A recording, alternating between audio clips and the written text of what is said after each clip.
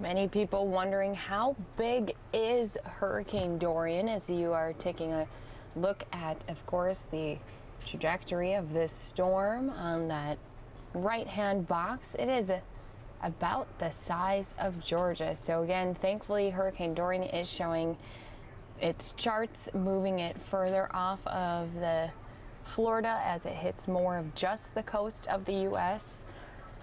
Winds, as you can see, 145 mile per hour. But again, they are hoping that that track continues to stay just on the coast, if not more on the water. It would be a lot more devastating if it did come further inland. Of course, that would mean more people threatened by this hurricane.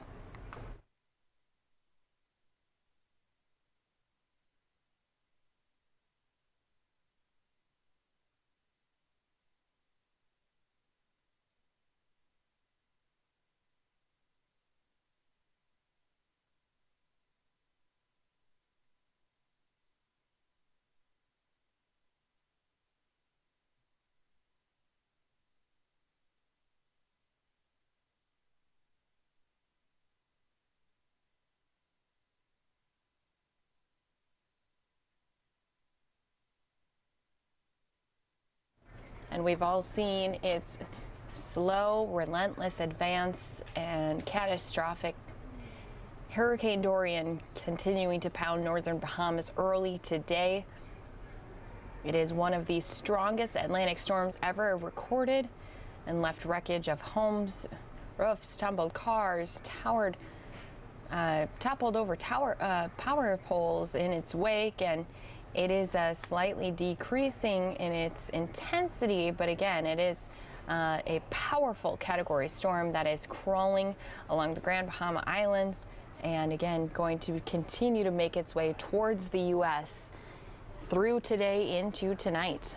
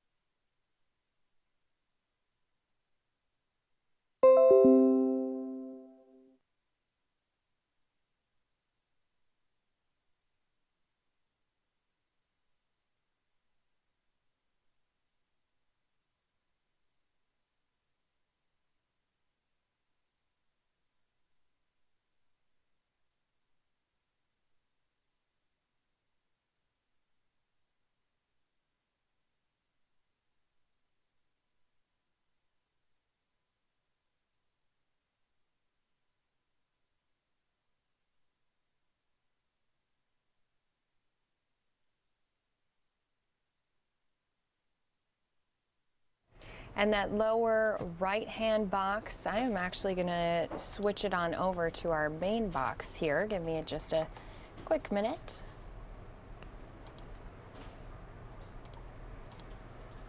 Going to just flip-flop our boxes for you. I know the picture is a little bit hard to see. That is because they are down in Florida. This is at Delray Beach.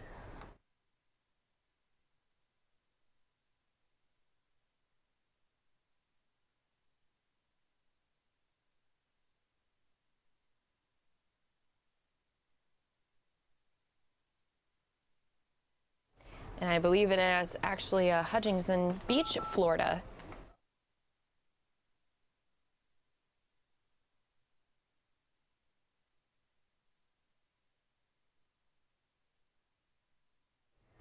It's from our sister station, WSVN. As you can see, they are having just a little bit of trouble continuing to keep that picture going.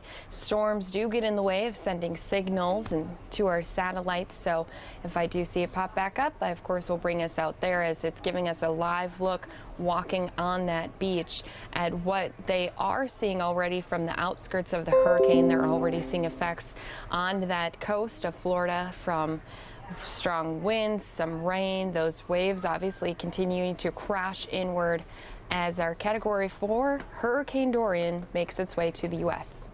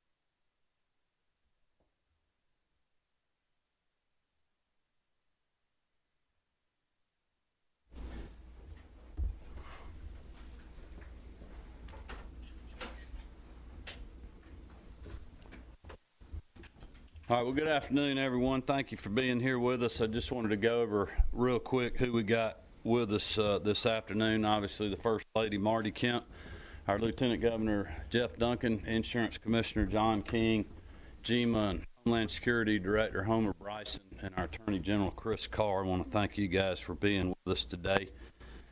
I first of all want to just, we just got back from a tour of Savannah and Brunswick, and I want to thank all the first responders, the local GEMA folks, the local elected officials, law enforcement, everybody that's on the ground, a lot of our folks from Department of Natural Resources, Department of Public Safety, DOT, that are on the ground and getting prepared for everything that we have going on and what we'll be doing tomorrow. Right now, projections show that Hurricane Dorian is headed to the Georgia coastline. As you know, the path has changed several times and even now remains very uncertain, but we are taking action to mitigate harm and ensure the safety of our citizens and those that are traveling through our state right now. This hurricane has shattered all-time records when you think about the wind speeds of 185 miles an hour yesterday afternoon, and it's certainly one of the most powerful we've ever seen in the Atlantic. This afternoon, it has been downgraded to a Category 4 hurricane, but that's still 145 mile an hour winds. Once it reaches our coast, it's expected to remain very powerful with winds of 40 to 60 miles an hour and perhaps more. A dangerous storm surge of 3 to 6 feet along the immediate coast and heavy rainfall in the neighborhood of 4 to 6 inches, possibly more, which will cause flash flooding. And we saw the water levels down there really 3 hours before the tide was high, was already very, very high. So you can see how we're in a little bit of a rough spot from flooding right now just because of the moon phase and the high tides that we are having in many coastal communities. And based on the recommendations of federal, state, and local partners last Thursday, I issued an executive order, as you know, declaring a state of emergency in 12 coastal counties for Hurricane Dorian preparation, response, and recovery. And this afternoon, Camden and Glenn County were placed under hurricane watch and storm surge watch. So we're on the lookout for that for the entire coast. Hurricane watch means the hurricane conditions within the next 48 hours. To ensure an uninterrupted supply of petroleum products, emergency supplies, and food, I also have temporarily waived specific weight, height, and length restrictions for vehicles traveling through Georgia for disaster response. I've also suspended regulations which limit the hours of commercial vehicle drivers. I believe that these measures will greatly assist with ongoing storm prep and disaster response efforts, but we still have much work to do.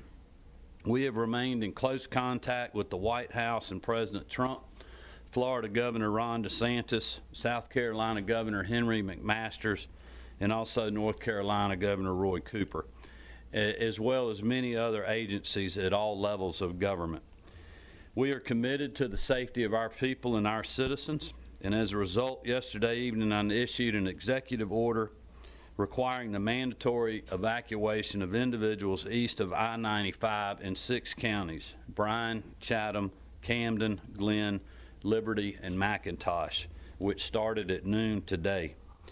GEMA estimates that this mandatory evacuation order applies to roughly 400,000 people.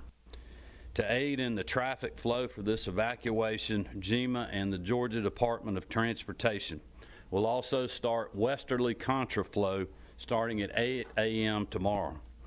All I-16 lanes will allow only westbound traffic from Savannah to US 441 in Dublin. In addition, the State Operations Center is working with the Red Cross to open shelters for evacuees in McDuffie, Lawrence, Bibb, Coffee, and Ware counties as of today. Information on shelter locations and opening times, in addition to available hotel accommodations, can be found at gema.ga.gov. Through daily briefings, GEMA and state partners have been in ongoing communications with local county emergency management agencies and FEMA officials. They have deployed field staff to all coastal counties, and we put resources on standby for response and recovery. These efforts include having law enforcement and transportation agencies on alert for evacuation and post-storm response, stockpiling fuel for first responders and emergency power operations, as well as getting engineers on deck to test or repair our infrastructure. Even with all this preparation, we still cannot stress enough that Hurricane Dorian remains a significant threat to our state. We urge all residents to stay vigilant. At noon, the mandatory evacuation was in effect for all those east of I-95 in the 6 counties I previously mentioned. We are asking everyone to please heed those warnings and evacuate if at all possible. Given the risk of strong winds and potential flooding in these areas, if coastal residents decide not to evacuate, and I want to be very clear, they will be on their own if first responders are unable to reach them. It's not worth it. If you have a family member or friends in the area, please reach out to them and consider opening up your home so we can get through this hurricane together. In the coming days, we will monitor all ongoing evacuation efforts here in Georgia, but also in Florida and South Carolina. Obviously, we're doing what we can to avoid the gridlock on our traffic infrastructure networks and move people to safer areas.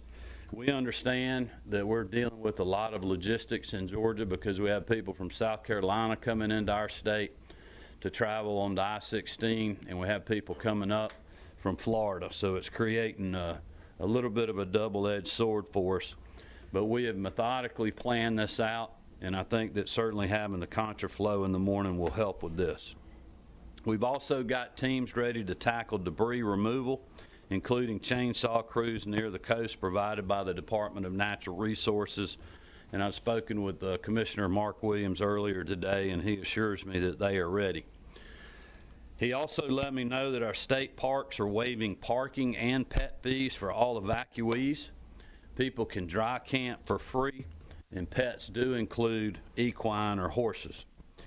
Now, before I turn it over, I want to again take an opportunity to thank everyone who's working hard to get a storm ready.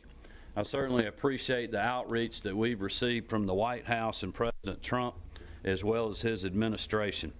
He has personally assured me that he stands ready to assist Georgia should we need it. Late yesterday evening, we requested a federal emergency declaration ahead of Dorian's landfall to fully leverage our federal resources, including critical assistance for water, food, and medical supplies, shelter support, debris removal, and public health services in the aftermath of the storm. I'm very grateful for the federal, state, and local agencies, law enforcement, our military, including the Georgia National Guard, the many volunteers on the ground, and private sector companies, as well as nonprofits and countless others who have literally been working around the clock to get ready to withstand this huge storm. Thank you for what you do. We appreciate it. And with that, I want to turn it over to Lieutenant Governor Jeff Duncan to make a few remarks, and then he'll give it to GEMA Director Homer Bryson. Jeff. Thank you, Governor Kemp. I appreciate you and your administration's leadership on this issue as we move forward. I also want to let everyone know that I've talked to all the senators in the affected districts down on the coastline, and they continue to communicate to me that the evacuation plan is continuing to be executed. We continue to have an open line of communication. Once again, the governor's staff has just been such a great resource for so many people across the state. The agencies and departments are doing an outstanding job of really being a collaborative effort as we move forward. I've been in touch with the Lieutenant Governor of Florida, Jeanette Nunez, and we've talked about opportunities to keep an open line of communication, as obviously both the governors continue to have increased workloads as the storm continues to nearby. So it's continued to be very nervous, but also very confident in the plan that's been put in place, and very confident in watching Georgians react to the evacuation plan. I'd like to bring Homer Bryson up here, GEMA Director, to give us an update. Thank you.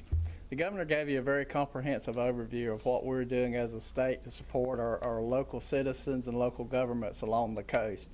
I just want to thank the governor for being very proactive in his approach to this and being very hands-on and involved with it. He issued a state of emergency early on, which allowed the state to bring resources to bear so that we can make sure that we have people in place and materials in place to support our local governments when requested and needed. It also allowed us to really open up a line of communications with our local communities multiple times a day. So we're ensuring that we understand what their concerns and what their needs are, and we're working together to address those.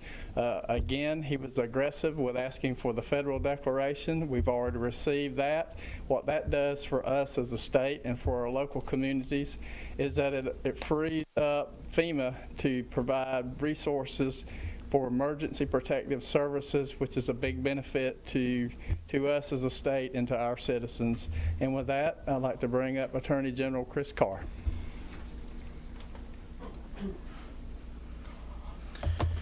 Thanks, Director Bryson. Governor, thank you so much for all that you and your administration are doing. As part of the governor's executive order, price gouging laws are in effect in the state right now, and we will aggressively protect not only Georgians but our guests. We do not want those that are having to escape to protect themselves and their families to be victimized while in the state of Georgia.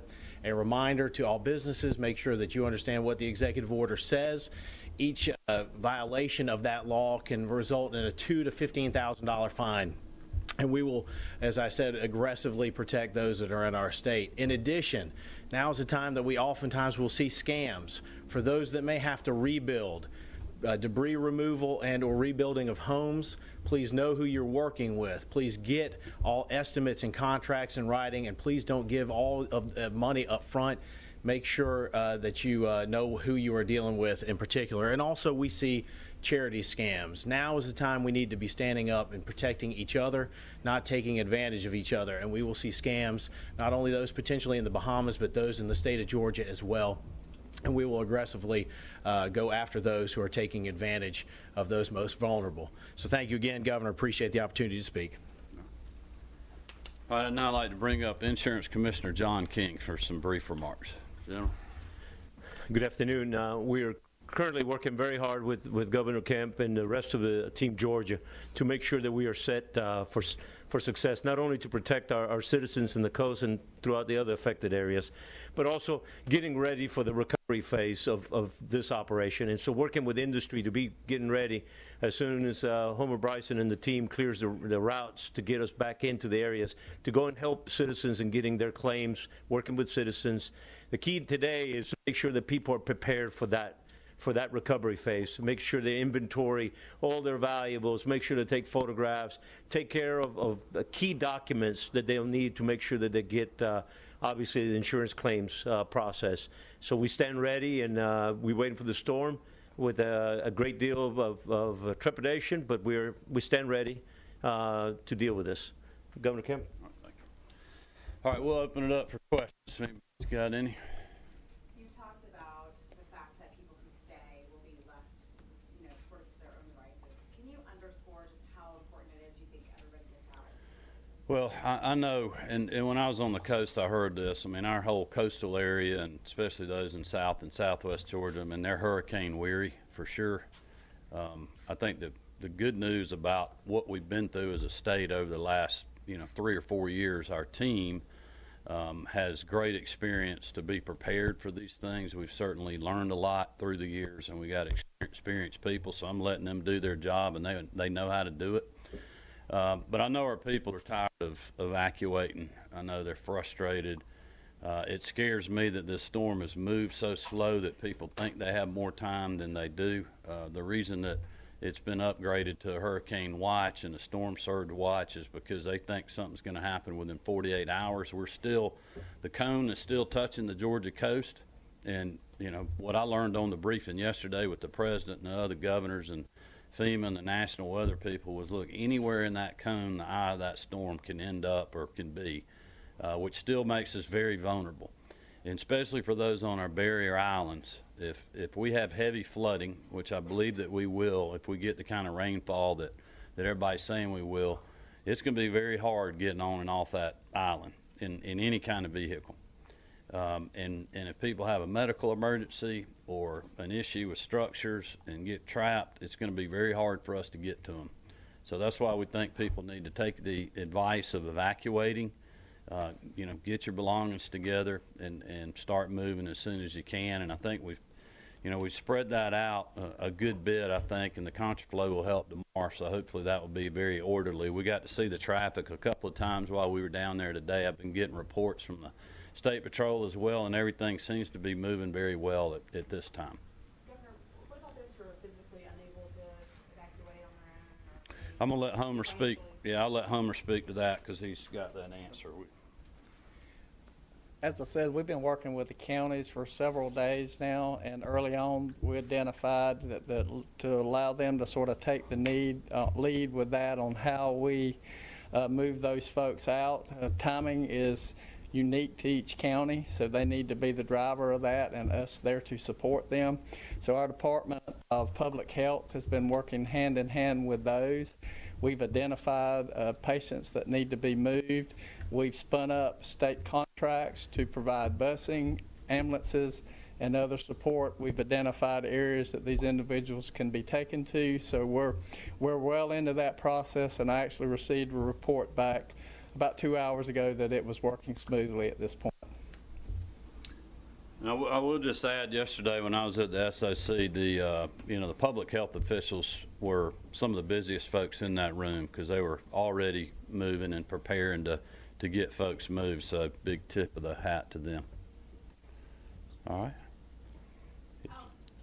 For our Hispanic community, I would like to know if somebody can talk to me a little bit in Spanish and tell me what is the situation in the coast. General? El mensaje es muy claro, que tenemos que estar listos porque esta tormenta es de una cantidad muy grande. La categoría es 4 a 5 ahorita. Y estamos tratando de darles las noticias y el mensaje a la comunidad que vive en la costa, que se necesita mover de la costa en este momento porque ahorita tenemos tiempo. Mañana vamos a cambiar los carriles de la carretera 16 a un sentido, al oeste, para que la gente se pueda moverse de la costa. Y estamos tratando de evacuar toda la gente que vive al este de la carretera 95. Y necesitamos que toda la gente ponga mucha atención a este mensaje porque es importantísimo. Sus vidas dependen en que pongan atención en lo que está pasando. Tenemos todas las agencias del Estado aquí que están preparadas, que estamos trabajando con el Servicio Militar, con la Guardia Nacional y también con todas las agencias que estamos completamente preparados y vigilando esta tormenta que viene en una cantidad grandísima. ¿Hay alguna advertencia para las personas que no quieran salir de sus casas? El gobernador Kemp ha decidido muy claro que si ellos toman la decisión de quedarse en sus casas, va a ser muy difícil poder rescatarlas, porque si no hay manera en que las personas de rescate, los policías o los bomberos puedan atenderlos, van a tener que sobrevivir la tormenta antes de que podamos traerles gente. Por eso es importantísimo ahorita que tenemos el tiempo de que hagan esta decisión y que hagan una decisión que sea válida con el peligro que tenemos. Por último, ¿cuáles son las acciones que se están tomando en la costa? ¿Se han desplazado agentes militares o qué es lo que se tiene en la costa? Ahorita estamos preparados con las agencias locales, con las agencias estatales, estamos preparadas. Las agencias militares están esperando órdenes de que cuando las autoridades de los condados necesitan ayuda, ahí aquí estamos para soportarles. Pero las personas locales son últimamente los que son encargados de sus zonas. All right. Anybody else? All right. Thank you, everybody.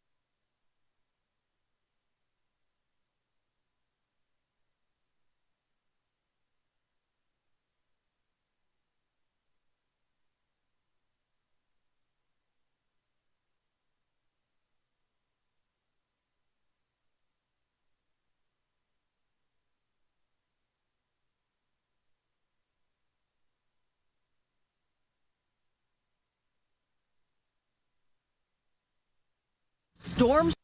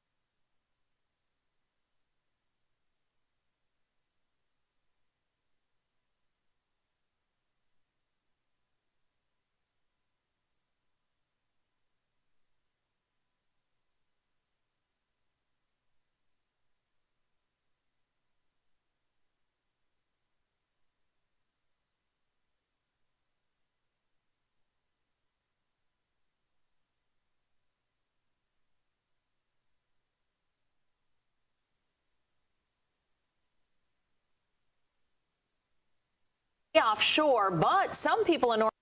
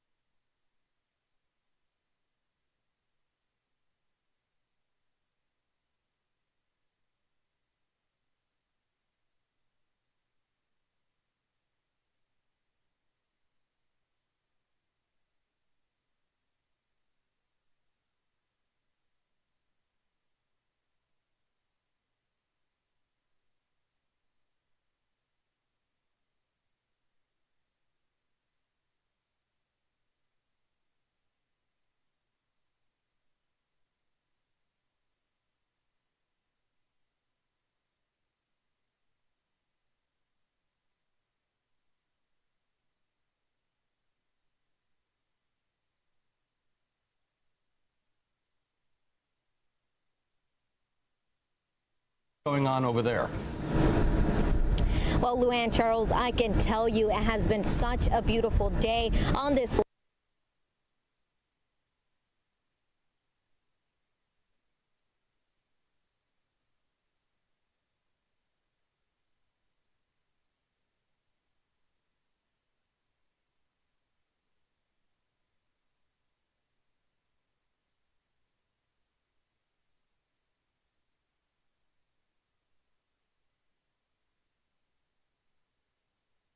For the most part, all of the boats are tied down and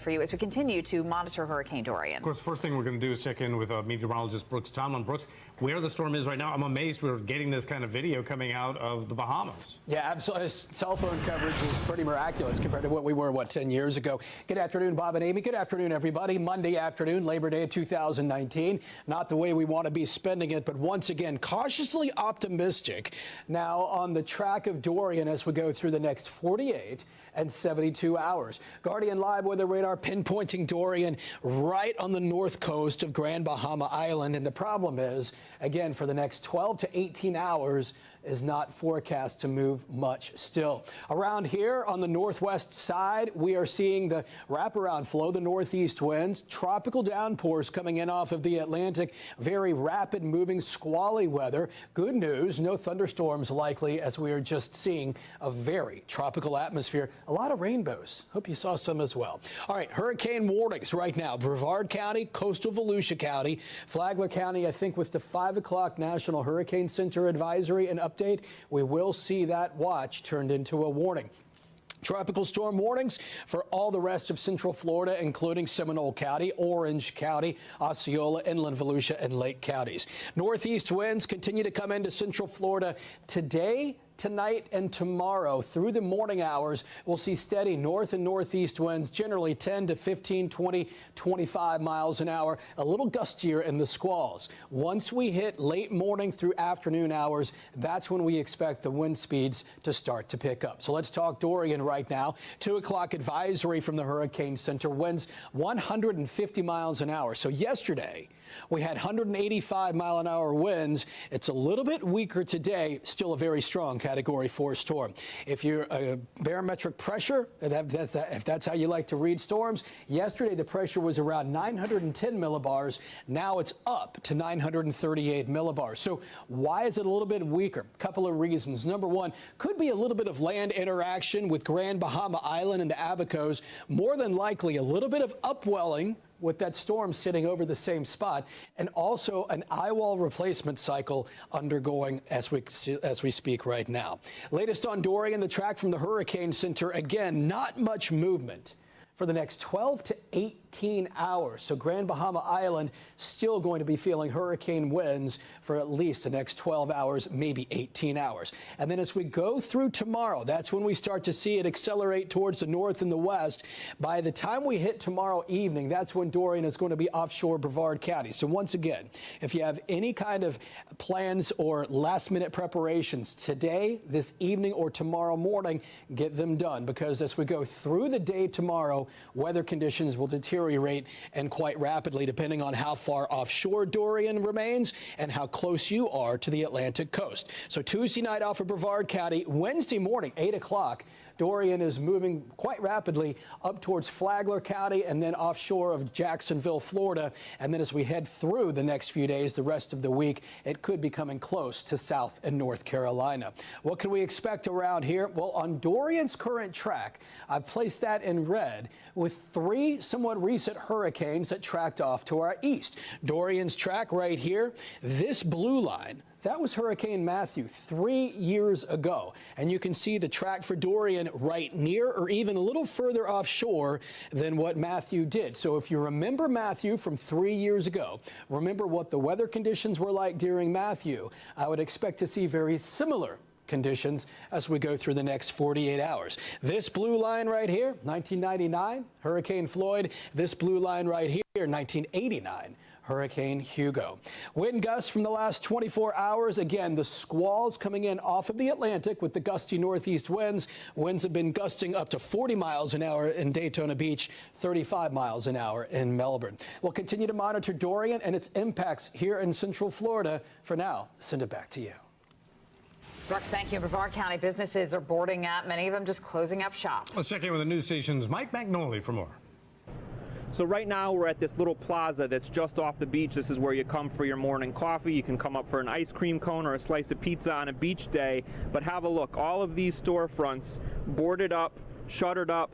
They've got some sandbags over here on the ground, concerned about Dorian's potential storm surge.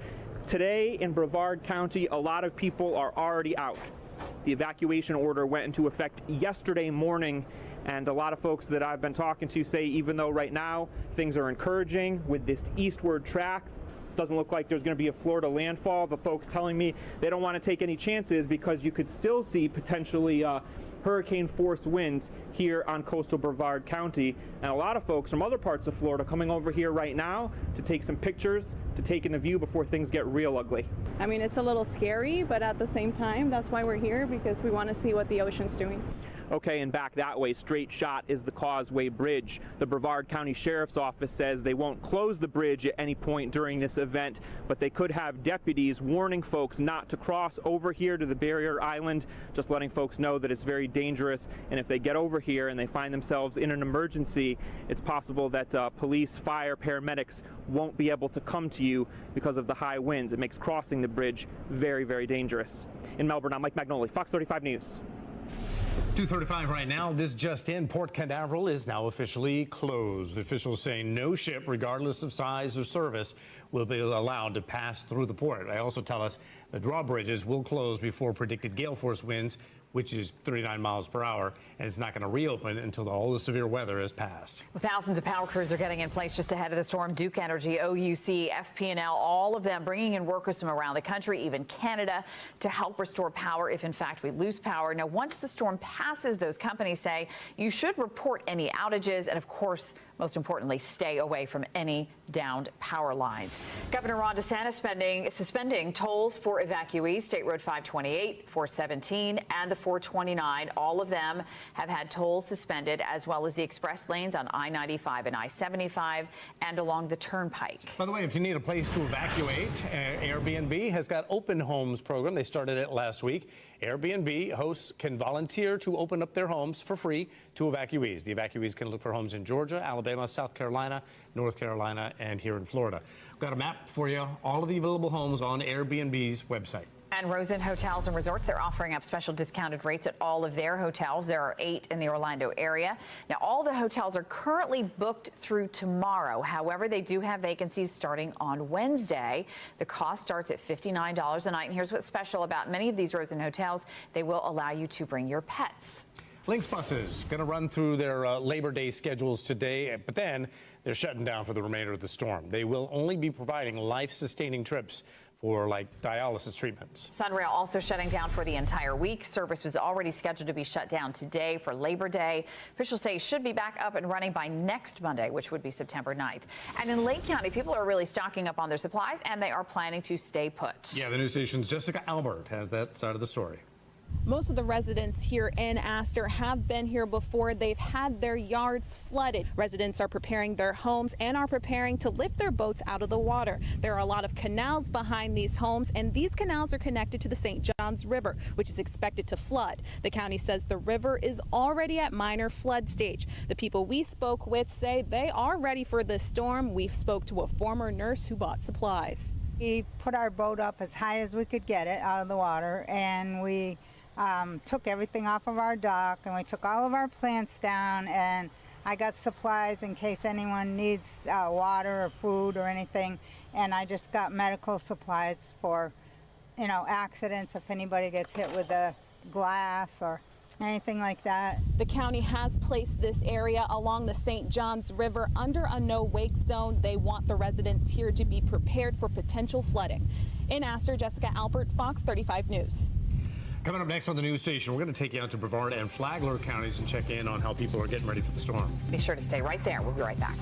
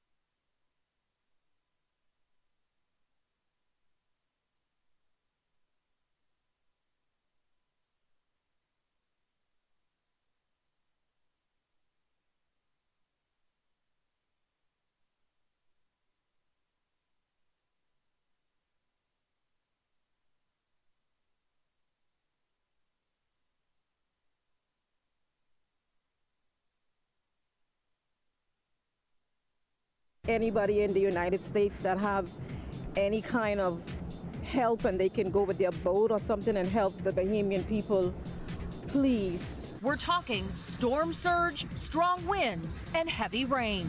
The high surf extending up the Florida coast from Palm Beach to Brevard to Volusia. A lot of people venturing out to the beaches to see it for themselves. But it's not just the coast. Inland communities also worried about flooding. Live team coverage of Dorian at Florida's front door. And breaking news tonight, Orlando International Airport is closing in 9 hours. They will shut down at 2 a.m. Good evening and welcome. I'm Luann Sorrell. I'm Charles Belay. The news starts now. Live from the news station, Fox 35 News at 5 starts now.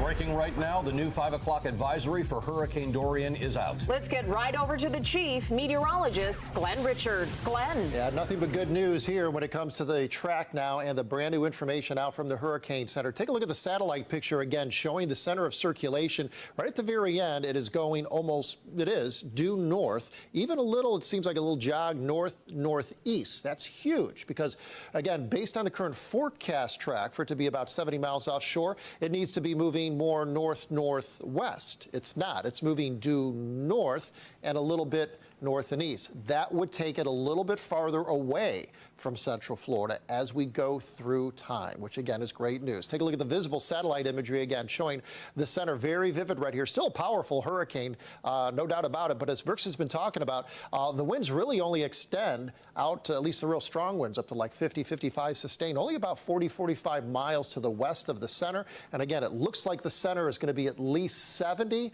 but now we're going to push it up to about 80 to 90 miles offshore. Doesn't sound like much, but that makes a huge difference. Right now, the movement is stationary. This is brand new from the Hurricane Center. The winds 145 miles per hour. Again, the brand new forecast track shows that as we get into tomorrow afternoon at 2 p.m., winds will be down to 125. Still is a major hurricane, Category 3. Wednesday at 2 a.m., again, it's going to be sitting basically just due east of the Cape, so a little bit slower, so that's important. So again, we're going to keep the wind strong through Tuesday and even through a good part of the night on Wednesday up until about noon or so on Wednesday afternoon. Then as we get into the latter part again of Wednesday at 2 p.m., that's when it starts to really accelerate. But look at this, the 70 miles, haven't had time to change it yet, but it is farther offshore. In the back, just before this graphic came through, we were doing some measurements.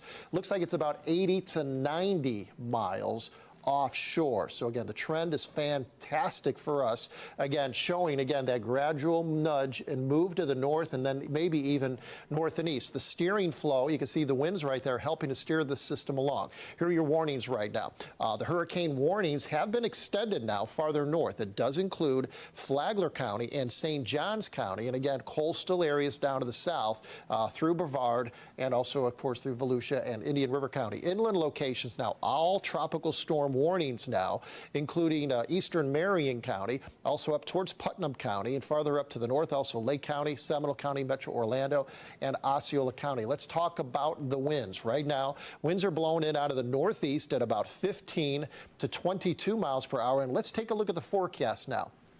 Again, these numbers are going to be constantly changing as new data comes in every few hours. Again, so this is the forecast. And this would be for your sustained wind. So at about 3 a.m., and this is the reason why the airport is shutting down overnight tonight, because as we get into the overnight hours, your winds sustained will be blowing around 20, maybe 22 miles per hour in and around Orlando and extending out to the airport, 24 in Titusville, about 30 over in Melbourne. Notice, though, the hurricane force winds and the tropical storm force, the sustained, still offshore, even as we get into 8 a.m. tomorrow. So 22 sustained in Daytona, 17 out in Ocala, Lake County, and Sumter County. You'll have a wind of about 19 miles per hour sustained. But remember now, the gusts go higher, and a lot of times that's what produces some of the damage, of course. You'll get these gusts all of a sudden. You're sitting at 20, 25. Doesn't sound like much, but it's a pretty good steady state wind. And then all of a sudden you'll get this band that comes through, and all of a sudden your gusts are going to amp up to about 40, 45, 50, 55 55 miles per hour. So by noon tomorrow, that is when some of the strongest winds will begin. So tomorrow morning, windy.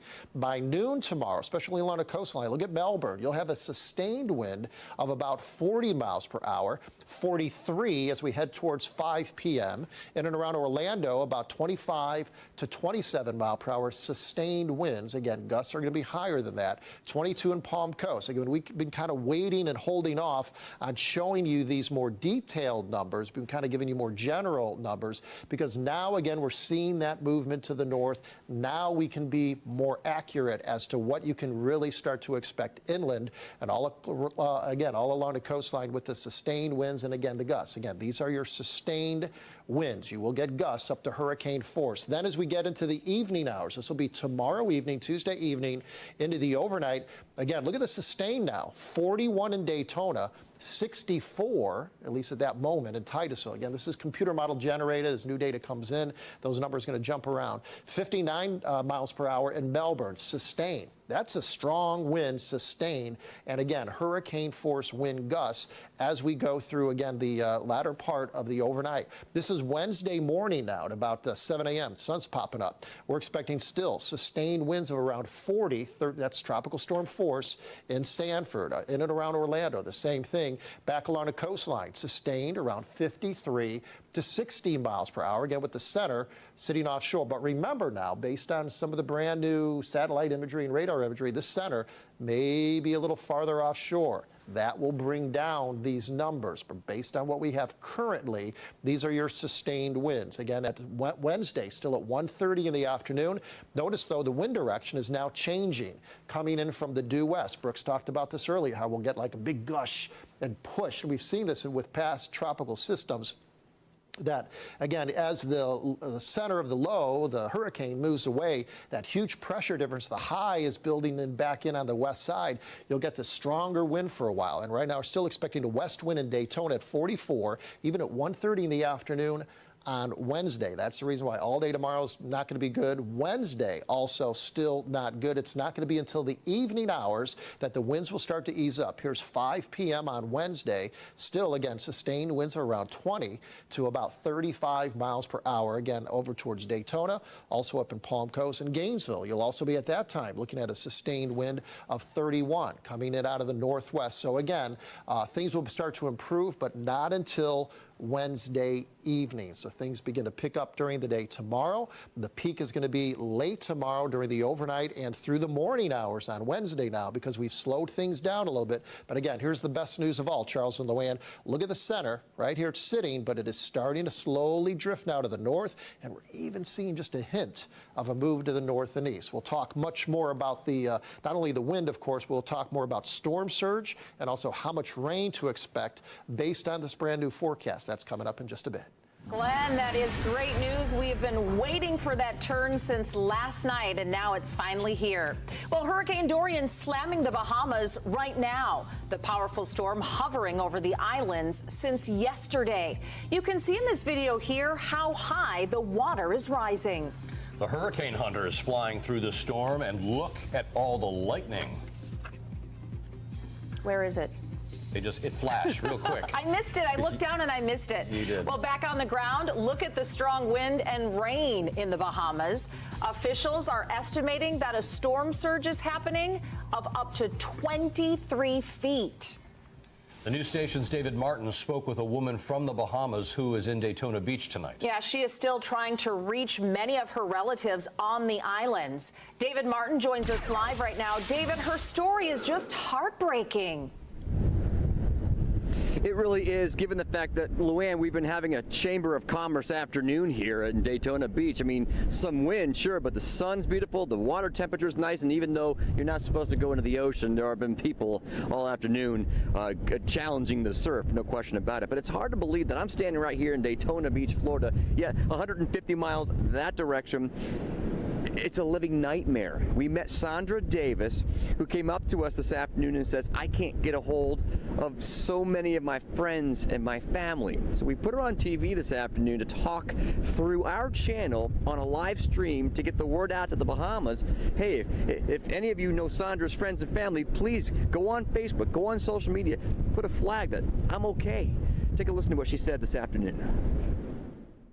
It's nerve-wracking when you can't find or hear from your loved ones and you see the water raising. My sister is in a 2-story building in Queens Cove with about 8 more persons, and there's no way. The only way they could reach them right now is either by boat or jet skis or something like that. So I plead with my people laws, with those phones, that you guys would use it wisely, get on it and repost, keep on reposting, so the right authority could get the phone numbers and the Defense Force people can get the address and pictures of where to go to before it's too late. Please, I beg, I repeat, please,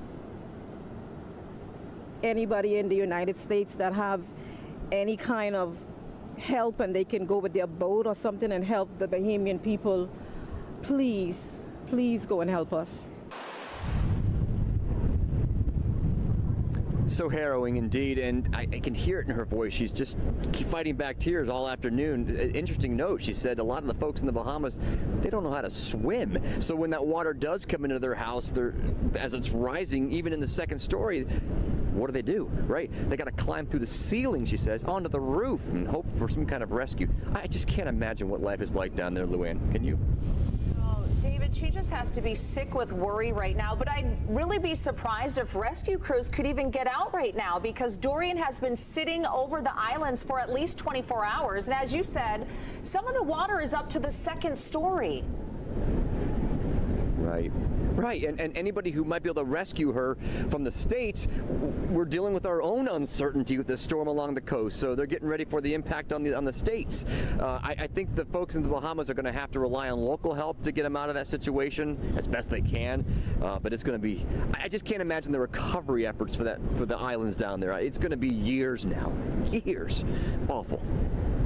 They are just devastated. It looks much worse than what even Puerto Rico was. So our hearts and our thoughts and our prayers are with the Bahamas tonight. Hopefully Dorian will move away from them very soon. All right, David. Thank you, sir. All right. It certainly doesn't look like that in Delray Beach. This is a piece of video we just brought in. You see some winds and a couple of big waves. A full report from Palm Beach County is coming up later in the hour. And big waves and strong winds also along the coast in Brevard. And some people are ignoring the evacuation orders to check it out. The news station's Mike Magnoli reports. Good afternoon, everybody. For the past couple of hours in the Melbourne area of Brevard County, we've had these on-again, off-again rain squalls. Feels like somebody's flipping a light switch on and off up there, and you get beat down with rain, and then it clears up again. Right now, we're at the Pineda Point Marina. Come with me this way. I want to show you a couple of things that have been happening here over the past few days. This boat didn't make it into the structure, so the owners came up with this. This is on industrial strength styrofoam blocks. I've never seen it before, but they say it will hold up during the storm. Now over here, the structure where most of the boats are, full house. This can sustain winds up to 120 miles per hour. And I've been talking with management here at the marina. It's a family business. They tell me that they've really struggled trying to figure out how to best prepare for this storm. That's because it's fluctuated so many times. There's been a lot of uncertainty, but they say they're confident they've got everything as secure as it can possibly be. And you're talking potential storm surge here in coastal Brevard County. You're talking hurricane force winds, possibly even with this track that they're saying is staying east, might not make landfall in Florida.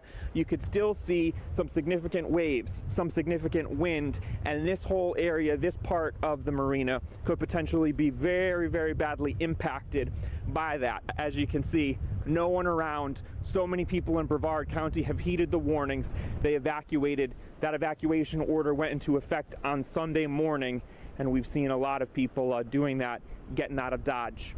In Melbourne, I'm Mike Magnoli, Fox 35 News. You are watching continuing coverage of Hurricane Dorian here on Fox 35, and good news tonight, the hurricane is starting to turn north. Yeah, let's hope that that continues. Next, what Seminole County is doing to prepare for the impacts.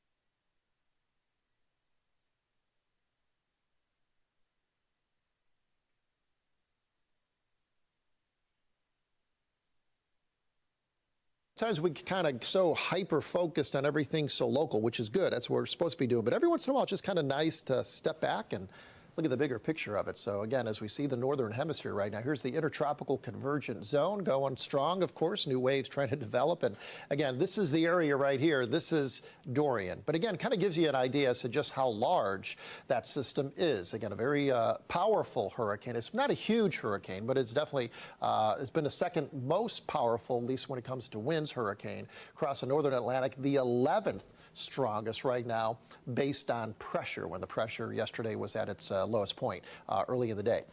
Here again is a vivid look again showing how we are again just on the western edge. The good news here for us is that we're starting to see at least the form of the system changing a little bit of Dorian. So again, the western edge is getting pinched a little bit. A little bit of dry air is actually being pulled into it right now. And up to the north, it doesn't seem like much, but we're starting to see a little bit more of a northerly push, even as you look at the eye, north-northeast. Now, there's some wobbles in there, so you can't kind of buy in too much for 1 or 2 frames. I've been suckered into that in the past. But again, right now what we're seeing is that the center overall is moving north.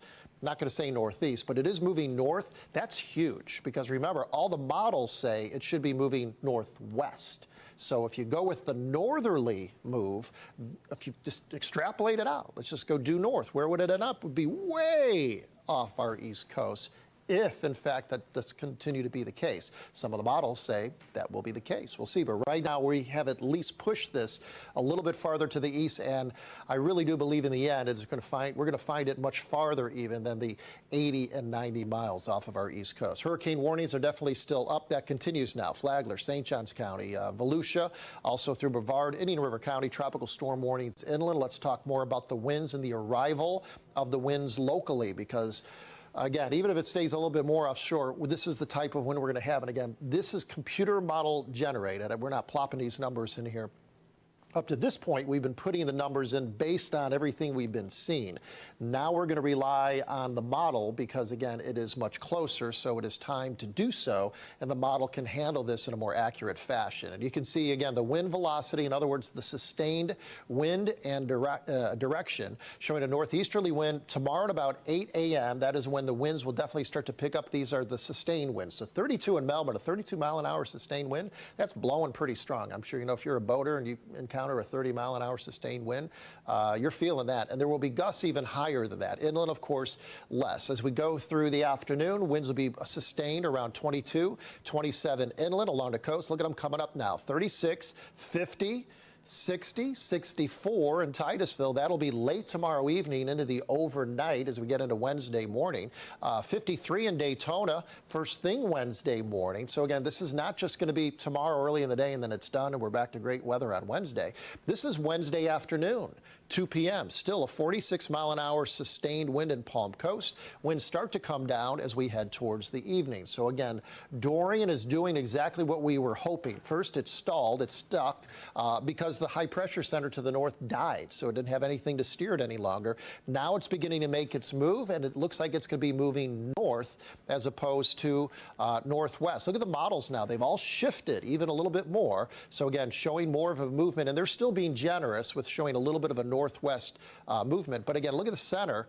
Lately, if you were to extrapolate that out, it would be more like this model, way out here. So that is a possibility. Live radar right now still blowing the showers, and we're getting some reports of some wind gusts already, getting up to, as I mentioned, 35, 36, 37 miles an hour just a little while ago. Watch a little icon pop up there, boop, right there in Daytona. So as these showers do blow on in, just be aware they are putting out some higher wind gusts now. We just got another one reported back over at the Cape. A couple of them down around the Palm Bay area, just south of Melbourne, and also into Sebastian. So again, these showers, as they do blow ashore, expect even for this evening and overnight, especially along the coastline, for them to be blowing up to about 35 to 40 miles per hour. So Charles and Luann, some good news again with the models, with the forecast track. And again, we still do experience, we are expecting to experience hurricane force winds gusting along our coastline starting tomorrow. Glenn, thank you, sir. The Volusia County coast under a mandatory evacuation order. But tons of people have been out at the beaches today and in the water. The news station's Danielle Lama is live in New Smyrna Beach. Danielle, I guess they're not worried about this thing, huh? Not at this point. And guys, it's windy out here. I could tell you that, or I could show you. Check out these kite boarders that are in the water. These guys are catching some serious air out here. These waves, as you can see, are huge. The wind is blowing them feet up over the ocean. We also saw some big waves today in Ponce Inlet. Check it out.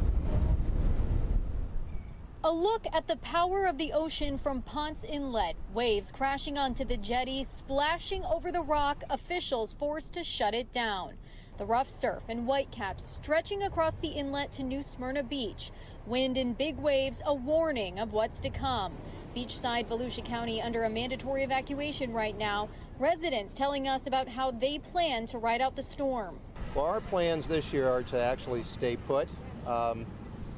We have an east-northeast lie as far as our balconies, but we're 23 feet above the water level.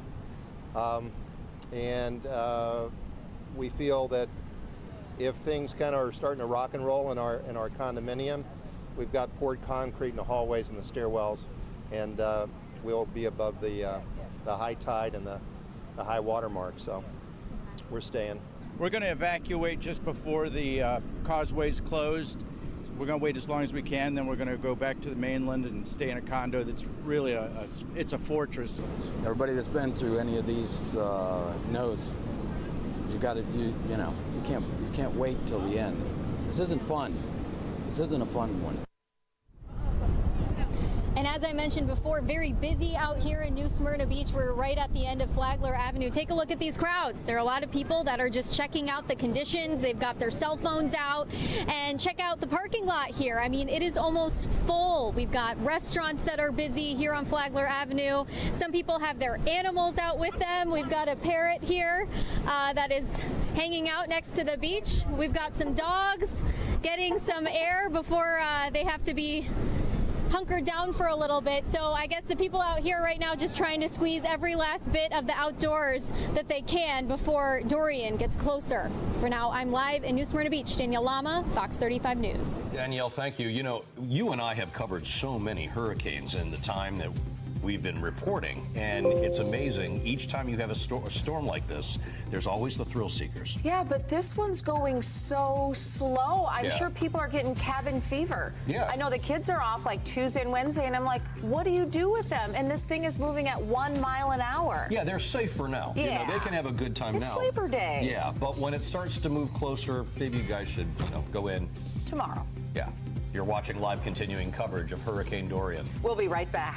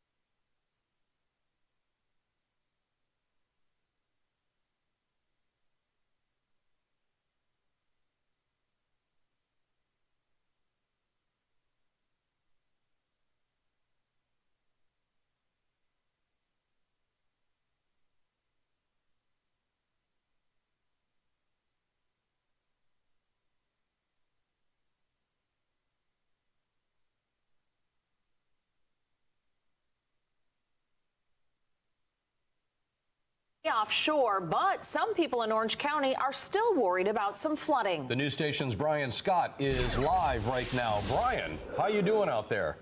Well, and we're not doing too bad right now, but we can tell you neighbors out here worried for a good reason, and it's this big retention pond back here. Many of them still scarred in the Orla Vista neighborhood by the damage this did in the last hurricane. Standing right here, we were up knee deep in water right here. That early morning, Danile Tashner and neighbors were woken by the waters of this retention pond. Only they weren't in the pond anymore. Didn't even realize that they woke up in the morning when they stepped out of bed, they were standing in, a foot of water. Fox 35 cameras were here as neighbors had to be pulled from their homes by the National Guard. The heavy rains of Hurricane Irma overwhelmed the clogged pond and flooded these streets. Now Dorian's impact unknown, people here are boarding up, unsure what the next few days will bring. The county is taking steps, putting large pumps in this pond and moving water out ahead of the storm, showing us images from above as they try to keep things dry. Danile sees those pumps too, but can't forget all that water. Not ready to breathe easy yet. Yeah, we're kind of concerned with this. Yeah, and back out here live, we've had just in the last hour or so here several other neighbors tell us the same thing. They're very, very concerned about this situation. They're worried that even with those pumps out there, maybe the pumps aren't going often enough. Maybe the hurricane's going to hit a little bit harder here than they expect. They just don't know. They're very, very worried about flooding, though. Several of them tell us they lost nearly everything when that happened last time. We're live out here in Orla Vista. I'm Brian Scott, Fox 35 News. Brian, thank you. You are watching continuous coverage of Hurricane Dorian here on Fox 35. Next, how some of the other inland communities are preparing.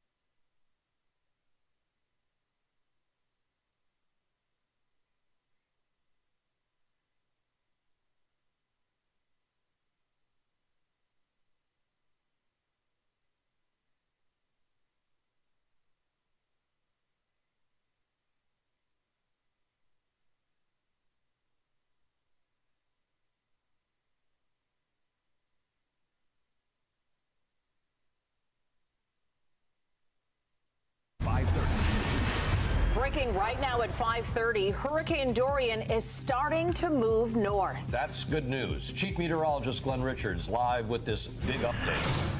Huge update. Again, the best thing we have seen all day is this slow movement now due north. So this continues. It's not just a little wobble. You see a little wobble to the northeast. We're not going to get suckered into that. But again, right now it looks like it's going due north. So that is fantastic news. Not saying that's going to continue, but if it does continue due north, it's going to keep it the center of Dorian, very far off of our east coast, well over 100 miles off of our east coast. But right now, the official forecast has pushed it a little farther out, about 80 to 90 miles off of our east coast of the northern Brevard County as we get into, it looks like, late tomorrow, early on Wednesday. This is radar again. Look at a little wobble there for a while. You kind of see a little bit of movement trying to go back to the north, and that is where the big storms are now forming. So great indication. Hurricane warnings are up. Keep your plans in place. We are going to let this system go through. Everything is shut down the next couple of 2-3 days. Hurricane warnings are up. We got tropical storm warnings inland. We're expecting hurricane force wind gusts along the coast, tropical storm gusts inland. So again, do not change anything. But this is what we are hoping to see, is that movement to the north. I want to show you live radar right now. Again, showing the showers. Bands moving through. We're getting some wind gusts already over 35 miles per hour over in Daytona. Also, several of them right now out across Brevard County. Here's a new band right now about ready to move on through as we track this area right here, Satellite Beach in Melbourne and Palm Bay. Heads up, winds will be gusting for you with this batch of rain coming in over 35 miles per hour. So it is going to turn windy. Again, some of these showers are beginning to blow on in. So Charles and Luann, much more on Dorian, much more on the local impact with the wind and rain coming up. Glenn, great news. Thank you. Well, Lake and other inland counties are worried about flooding. Let's get out to the news station's Jessica Albert. She is live tonight along the St. Johns River. Jessica. This portion of the St. Johns River in Astor is under a flood warning. The county says that the river is already at minor flood stage and is expected to flood. The people who live in this area and throughout Lake County are keeping an eye on this storm. Some of them have evacuated their homes and are staying in some of the county shelters. The St. Johns River is usually a boat-friendly place, especially on Labor Day. But this year, Hurricane Dorian threatens to cause flooding along its banks. It's going to be higher this year because our water level is already higher than it was previous hurricane. So it's nothing, no big deal. I'm prepared. I ain't worried about it. Astor in Lake County flooded 2 years ago during Hurricane Irma. Lake County leaders are warning people who live in the community to be on the watch for flooding as Hurricane Dorian moves closer to Florida. Some of the people we spoke with are not too worried about the river rising. I got boards up. I got everything picked up. Everything's done. They have their homes prepared and have lifted their boats out of the water ahead of the storm. One lady we met, who is a former trauma nurse, got extra supplies for her neighbors. I got supplies in case anyone needs water or food or anything, and I just got medical supplies for, accidents if anybody gets hit with a glass or anything like that. While some are confident, others not so much. Lake County has set up 6 shelters for people who have evacuated, people checking into them just hours after they opened. I listen to all you news people. I watch you guys all the time. I got the apps and I listen to everything you guys said, and the weather storms freak me out. They scare me. So you plan to stay here throughout the entire storm? Definitely. And back out here on the St. Johns River, the water here is pretty high. The county has listed this area here in Lake County under a no-wake zone. Reporting live in Astor tonight, Jessica Albert, Fox 35 News. In Seminole County, they are preparing for Hurricane Dorian as well. Yeah, the news station's Vicky Carr is live at a marina in downtown Sanford. What's going on over there? Well, Luann, Charles, I can tell you it has been such a beautiful day on this Labor Day. Pretty much business as usual here at the Riverwalk. We have seen several people here taking a nice walk. Aside from a little wind, it has been gorgeous. But I want to take you to some of this video here at the marina. The water is starting to get a little bit choppy. You can see the boats moving around just a little bit. The wind rocking some of the sails, but for the most part, all of the boats are tied down and ready for whatever this storm brings. I ran into a man who was actually sitting down on one of these benches and watching his boat to see how it's holding up against the wind right now. Listen to what some of his concerns are as Hurricane Dorian approaches. I'm out here checking on my sailboat, make sure the lines are secure and properly adjusted. He tells me he is concerned that his boat might break off because of those winds. Now, we did have a press conference earlier. They did announce some voluntary evacuations for some of the residents in the county. Those are folks that are living in mobile homes, manufactured homes. Right now, those are just voluntary, but you are urged to take those precautions. I did check about an hour ago, and so far, 100 people have checked into shelters that they have now opened. Reporting live tonight in Sanford, Vicki Carr, Fox 35 News. Vicki, thank you for the update. The news station has around-the-clock coverage of Hurricane Dorian. Coming up next, joining meteorologist Brooks Tomlin to compare Dorian to Hurricane Matthew. But first, we're saving you some cash tonight in the Fox 35 Pump Patrol. Gas is $2.37 at the Speedway on Babcock Street and Florida. For you as we continue to monitor Hurricane Dorian. Of course, the first thing we're going to do is check in with meteorologist Brooks Tomlin. Brooks, where the storm is right now, I'm amazed we're getting this kind of video coming out of the Bahamas. Yeah, absolutely. Cell phone coverage is pretty miraculous compared to what we were, 10 years ago.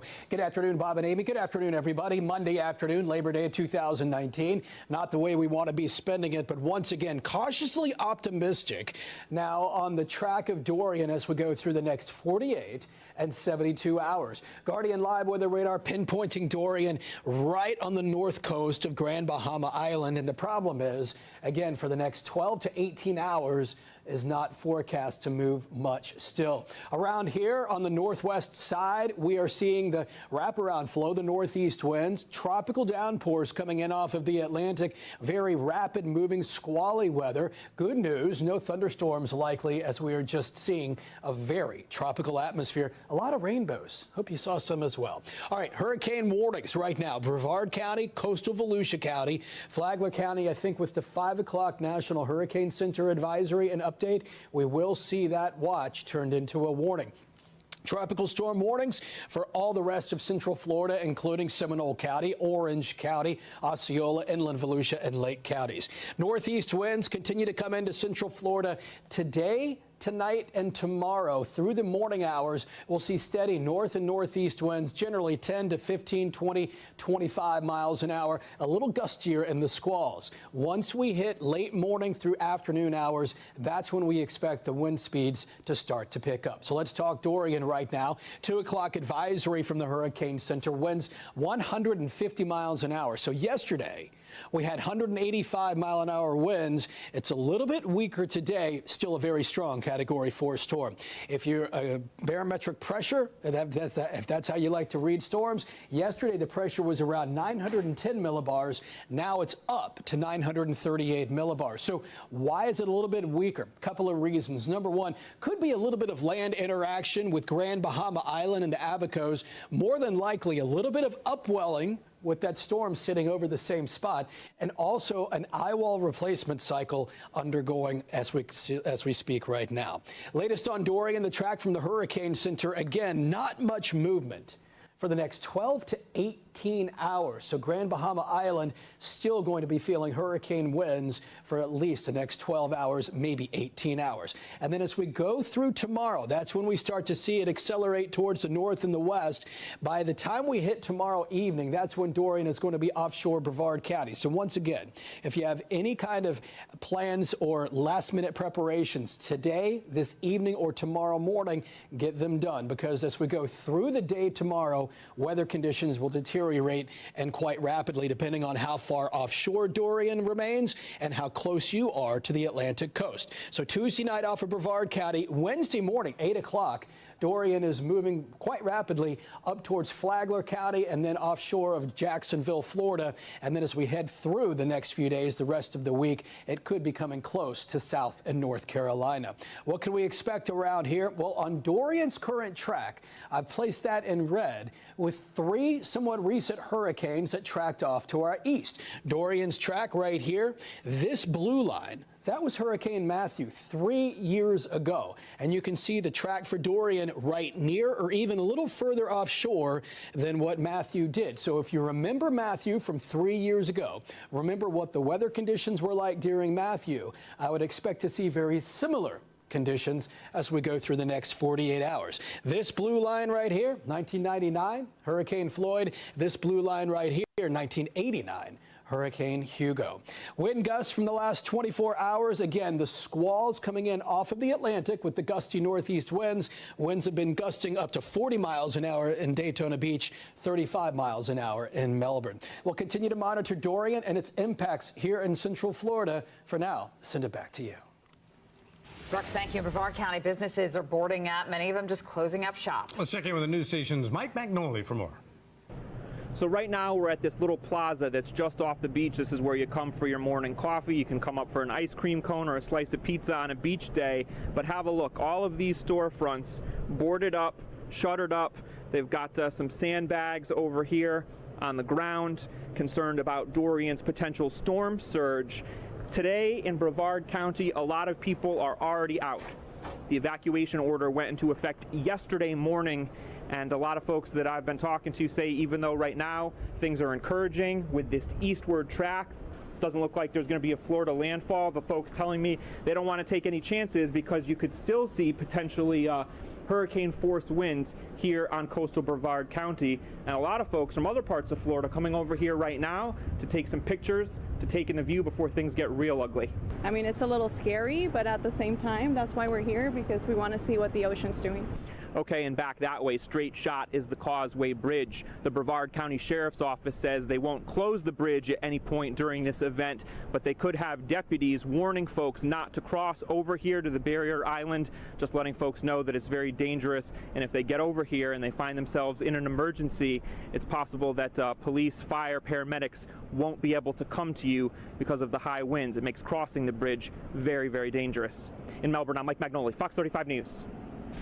2:35 right now. This just in, Port Canaveral is now officially closed. Officials say no ship, regardless of size or service, will be allowed to pass through the port. They also tell us the drawbridges will close before predicted gale force winds, which is 39 miles per hour, and it's not going to reopen until all the severe weather has passed. Well, thousands of power crews are getting in place just ahead of the storm. Duke Energy, OUC, FP&L, all of them bringing in workers from around the country, even Canada, to help restore power if, in fact, we lose power. Now, once the storm passes, those companies say you should report any outages and, of course, most importantly, stay away from any downed power lines.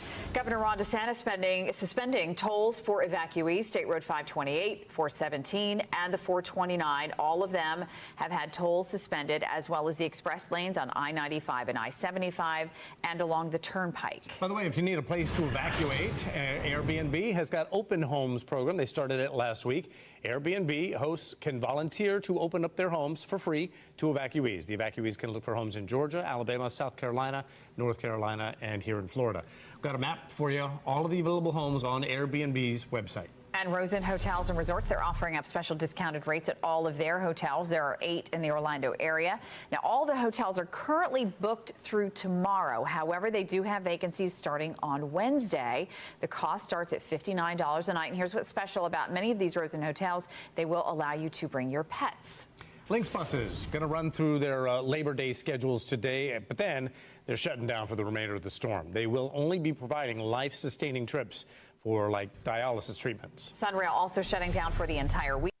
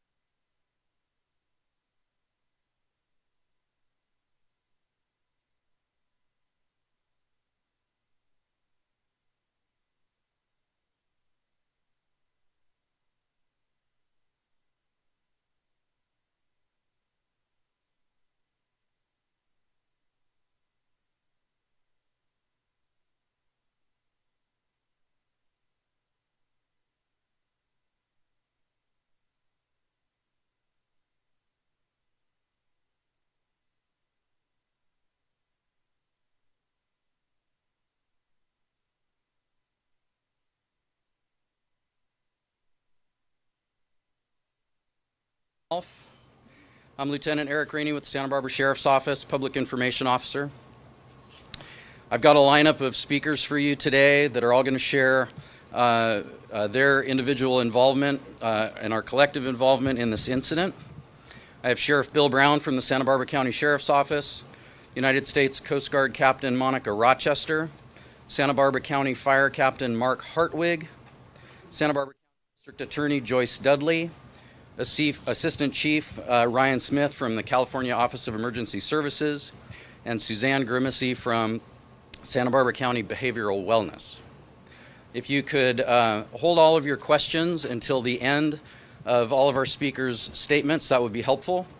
We will give you an opportunity to ask those questions as well as have an opportunity to interview individuals one-on-one if you need to after. Please see me for those requests and I'll try to coordinate that for you. And again, we appreciate you being here, and I'd like to introduce Santa Barbara County Sheriff Bill Brown. Thank you, Lieutenant Rainey. Thank you, ladies and gentlemen of the press, for being here today. Before I begin my remarks, I just would like to acknowledge our local elected officials who have come to show their support today. We are joined by Congressman Salud Carbajal, Senator Hannibeth Jackson, Assembly Member Monique Limon, and two of our county supervisors. From the 2nd District, we have Supervisor Greg Hart, and from the 3rd District, Supervisor Joan Hartman. So I'm going to give you a quick overview of the incident and what occurred early today. I'm going to then hand it off to Coast Guard Captain, who is going to talk about the rescue effort that went underway this morning. That will be followed by some remarks from our fire chief to talk about the Santa Barbara and Ventura County fire response to the incident. Our Santa Barbara County District Attorney will have some comments for you, as will Assistant Chief Ryan Smith from the Office of Emergency Services, and then Suzanne Grimacy will talk about what we're doing for victims' families. The incident today began at approximately 3:30 a.m. The Coast Guard sector in Los Angeles received a Mayday call that was from a fully engulfed 75-foot commercial diving vessel that was off the coast of Santa Cruz Island. Crews from the U.S. Coast Guard, the Ventura County Fire Department, and the Vessel Assist Organization responded. The Coast Guard launched aircraft as well as boats and located a vessel that was fully involved in flames in the Platts Harbor area on the north side of Santa Cruz Island. The crews were actively fighting the fire when the vessel began to sink at approximately 7:20 a.m. this morning. 39 souls were reported to be on board that vessel when it left Santa Barbara. 5 victims were subsequently rescued during the initial response and have been transported to Ventura Harbor. This particular dive trip that the boat was on was a 3-day trip that began August the 31st. It was scheduled to end tomorrow morning. It was advertised as a Labor Day weekend North Channel Islands dive trip. The boat was scheduled to depart Santa Barbara Harbor at 4 a.m. on Saturday the 31st and return on Monday the 2nd, as I say, in the morning. The dive company chartered the boat and the crew from Truth Aquatics, a Santa Barbara harbor-based operation that has been in existence since 1974. So far, in Santa Barbara, I am the coroner as well as the sheriff. So our coroner's bureau has been involved in this event because 4 victims have been recovered thus far as deceased. They have been transported to our coroner's bureau. We can only identify them at this point as 2 adult males and 2 adult females. Rescue and recovery efforts on the scene have located an additional 4 victims on the ocean floor in close proximity to the vessel. And we have dive teams that are in the water as we speak that are working to attempt a recovery of their remains. But the boat remains unstable, and I'm not sure when we're going to be able to recover those bodies as well as any more that may be within the vessel. The Coroner's Bureau is responsible for identifying the victims, for notifying the next of kin, and for determining the cause and manner of death. We have asked for assistance due to the sizable nature of this incident and have received support from the Los Angeles County Coroner's Office and from the Sacramento County Coroner's Office as well.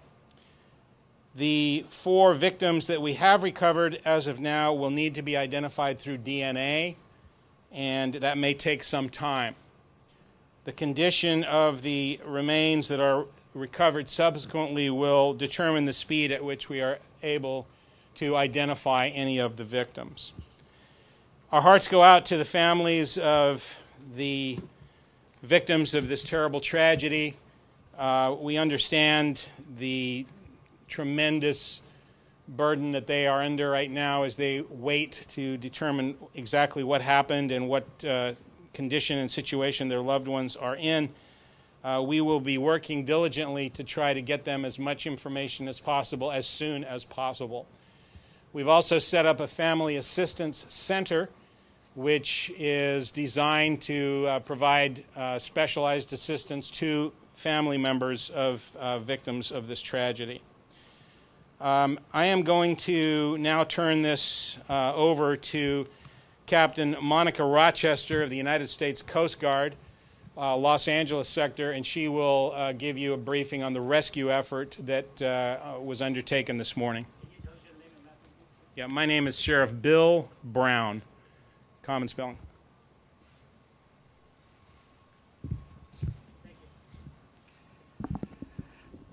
Good afternoon. I'm Captain Monica Rochester, Captain of the Port for Coast Guard Sector Los Angeles, Long Beach.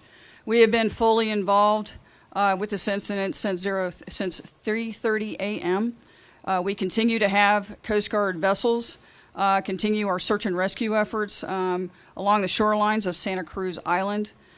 We also have our Coast Guard aircraft that is also engaged in providing cover to ensure that we have the full swath or full breadth of the area to be searched. We've also provided a safety zone, which is approximately a mile, which provides safety to the responders so that we don't have interference from other vessel traffic or any other incursion into the area where the incident has occurred. Additionally, we have also established a 3,000-foot ceiling for temporary flight restrictions. So again, this is all to protect the first responders. This isn't a day that we wanted to wake up to for Labor Day, and it's a very tragic event. And we will search all the way through the night into the morning, but I think we all should be prepared to move into the worst outcome. But those are our efforts right now, and they will continue through the night and into the morning. Thank you.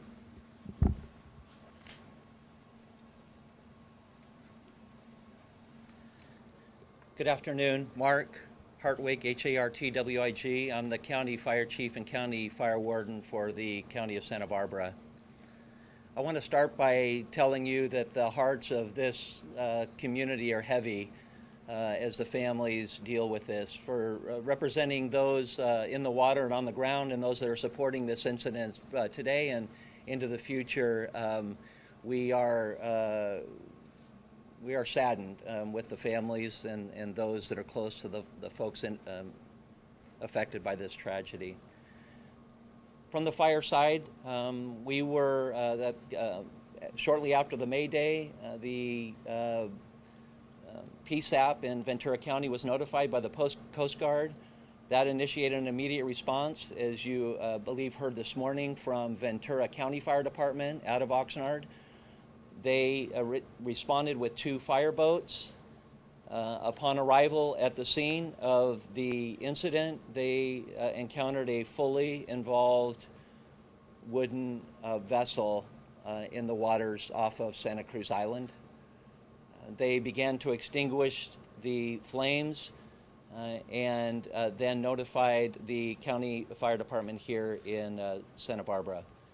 We continue, the county fire department continues today. We will offer our expertise in investigations on cause and origin, along with the team from the sheriff, Sheriff Bill Brown's office, and then we'll also provide incident support throughout this incident. Thank you.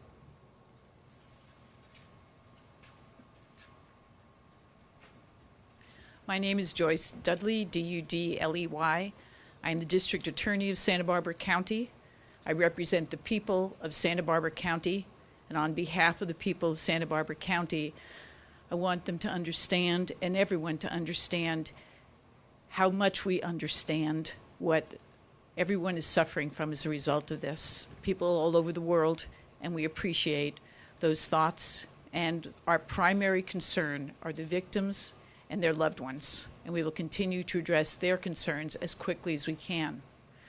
Santa Barbara County shares jurisdiction over these waterways and the area around Santa Cruz Island with the U.S. Attorney. I've been speaking with the U.S. Attorney Nick Hanna since this morning. We will continue to communicate with each other constantly and to address any jurisdictional concerns, monitor the investigation, and help in any way we can. Again, to those who are suffering as a result of this tragedy, you have our support and our love.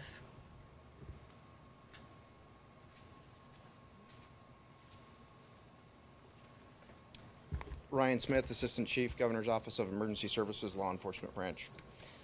On behalf of the Governor's Office of Emergency Services, we send our condolences to the victims and the families. Please know the thoughts of our entire state are with you during this tragic incident. Early this morning, the state's California Master Mutual Aid Plan was activated, resulting in multiple law enforcement, search and rescue, and coroner's resources being immediately dispatched to Santa Barbara to assist with the local and federal resources actively engaged in this incident. As this incident continues, we remain committed to ongoing collaboration with our local, state, and federal resources to respond to this tragic incident and fully support them in their ongoing efforts. This is a very complex, tragic, and sensitive incident requiring various resources and specialized training. Highly trained public safety personnel from throughout the state are on scene and engaged with our local partners and will remain committed throughout the response as well as into recovery operations. And I just want to reiterate our thoughts and prayers for the victims of this tragic incident, their families, and the Santa Barbara community as a whole.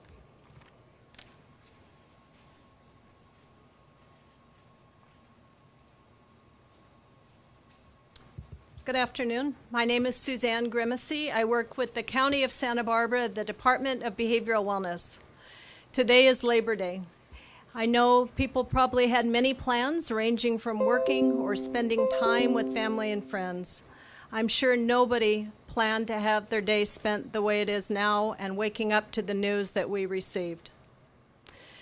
We have a family assistance center that is set up at Warren Hall at Earl Warren's Showground. The Family Assistance Center will be open through 9 p.m. tonight, open again at 9 a.m. tomorrow. We plan to stay open through Thursday, but really to stay open as long as is needed. The Assistance Center is a place where family, friends, loved ones, community, a place where people can come to get information, to get support, to get mental health counseling, and to get resources. The center is staffed by the county's Department of Behavioral Wellness for mental health counseling. We have clergy, chaplain, Red Cross, Hospice of Santa Barbara, Sheriff's Department, Fire, and others working together as a team. In addition, the county has a public information line that can be called. That number is 833-688-5551. So we'll carry on together as we get more information and learn new findings as the days progress. Hope that you will take care of yourself well and take care of others. Thank you. Thank you, Susanna. Thank all of our speakers. We now be in a position to take some questions from you. Let me get him first. Well, we're always hopeful that there would be more survivors found, and the search and rescue operation continues today and will through tomorrow morning, doing everything that we can to try to see if anyone could have survived this. I'm sorry, I couldn't hear you. Yeah, I don't know that there is a black box on a vessel like this, and I couldn't answer that question for you. Correct. Tomorrow morning it was supposed to end. Tuesday morning.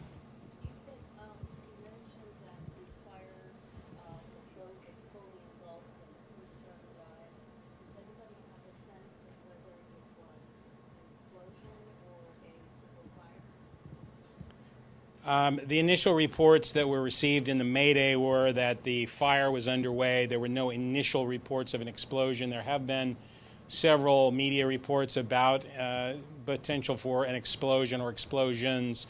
That could be, it's just speculation, but obviously that could be scuba tanks or propane tanks or other things that could be blowing up in the fire. But there's nothing that would, in the initial broadcast from the vessel, that indicated that there was an initial explosion. We don't know that at this point. And I think you have to understand, this is probably the worst case scenario you could possibly have. You have a vessel that's on the open sea that is in the middle of the night. I mean, at 3:30 in the morning.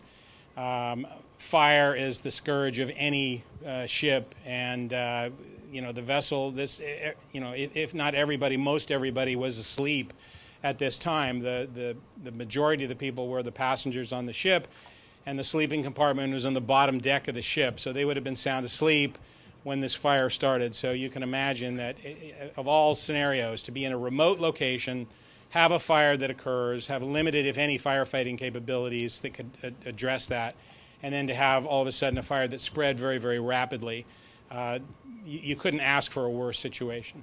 Sir, how much of the coastline has been searched so far? What are the water conditions? Can you repeat the question? Yeah, could you repeat that question? How much of the coastline has been searched so far? What are the water conditions? Yeah, I know that I can't tell you exactly how much has been searched, and I don't know if Captain Rochester can address that, but certainly the island itself, the coastline has been checked.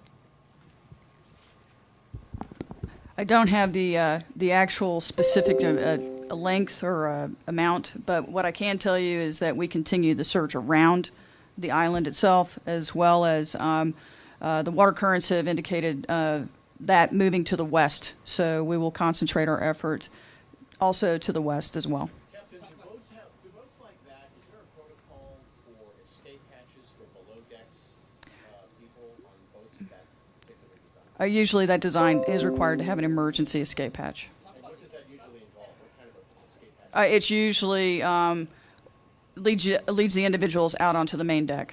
From what we would call their accommodation spaces, their sleeping quarters. So do you know if there was one there, was it blocked, was it closed? I don't have that information. I'm sorry, could you repeat your question? Have the crew spoken to investigators? Have they said if they had any rescue efforts themselves? The crew that was interviewed today by Santa Barbara sheriffs, as well as some Coast Guard investigators, but I don't have the knowledge of what was discussed. Was it 33 people or 34 people? Okay, let's clarify that. It was a total of 39 people on board, 6 of which were crew, and 33 were passengers. And only 5 passengers? Whoa. One question at a time, please. So it's a total of 39 people on board. Of that are 6 crew members and 33 passengers. That is unaccounted for. That is correct. Yes, there were. I can't speak to that. The investigation is ongoing.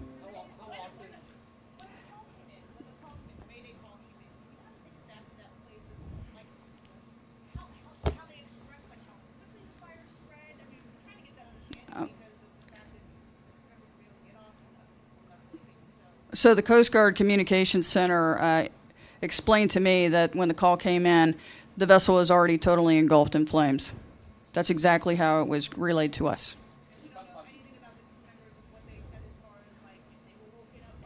No, I don't have any of that information. Excuse me, say that again? So the boat has sank, and now it's inverted, and it's on the seabed. It's on the floor in approximately 62 feet of water. Excuse me. Vessel is inspected annually by the Coast Guard. Have you had a chance to look at the vessel operator's record? Have they had violations? They have been in full compliance with regulatory requirements. Hold on just a second. You had someone behind you that was trying to ask a question. I don't have that information. That will come out probably through an investigation. The Coast Guard itself will launch what we call a formal Marine Board of Inquiry. So there will be a team of Coast Guard folks that will come out and commence that process. I'm sorry, say again? We do have a list of passengers.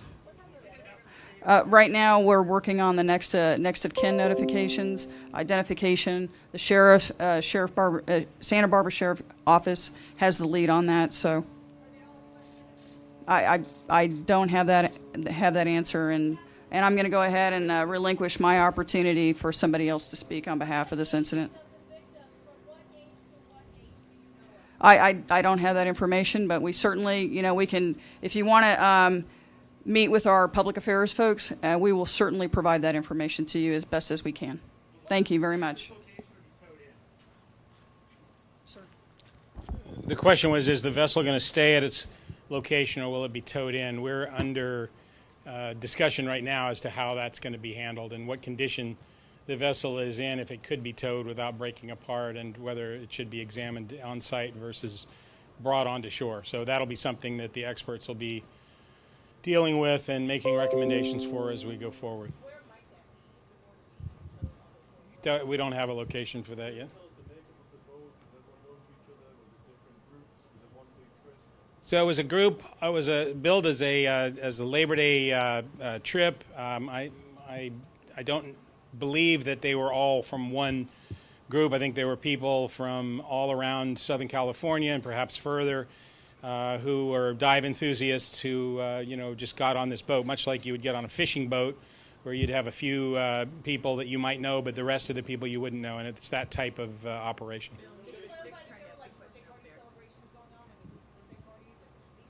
I've not heard that. So. Question is, was there firefighting equipment on board? There would have to be firefighting equipment on board to pass the Coast Guard inspection. So. We have, at this point, there's only 4 people have actually been recovered. 4 more have been spotted or seen on the ocean floor, and the remaining 31 people are still missing at this point. Okay, one at a time, please. Yes, this investigation is a joint investigation between local, state, and federal agencies that all have jurisdiction and varying interests within this investigation. So in other words, you have the Sheriff's Office, you have which handles the coroner's matters, as I indicated before. You also have the state Office of Emergency Services that responds to disasters and major emergencies like this. You have the Federal National Transportation Safety Bureau and other federal investigative agencies that will be in support of that. The Coast Guard has an investigative arm, the Coast Guard Investigative Service. So there's a number of different agencies that will be involved in this investigation.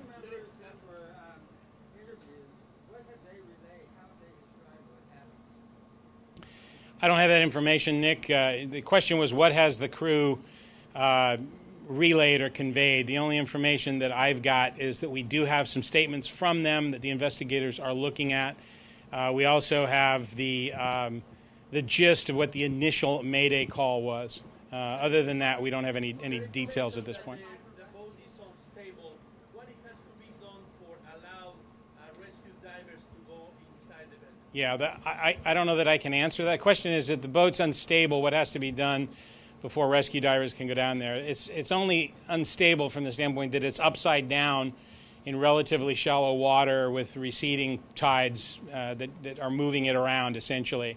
So at some point, they're going to have to make a determination of when the best time is to actually either refloat that vessel and attempt to recover anyone who may be inside, or to try to make the recovery while it's still on the ocean floor.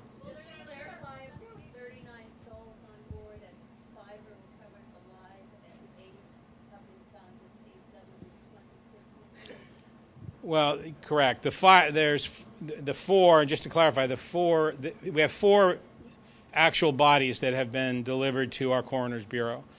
The other 4 who have been identified as deceased are still on the ocean floor at the vessel site. And the remaining 5 alive. So yeah, you look at the remaining 26 people would be still missing at this stage. Yeah, I don't have the age ranges. It's a mixture of men and women and crew and passengers. That's all I know at this point. Don't know that. All right, going to take 2 more questions here. So burning questions in the back.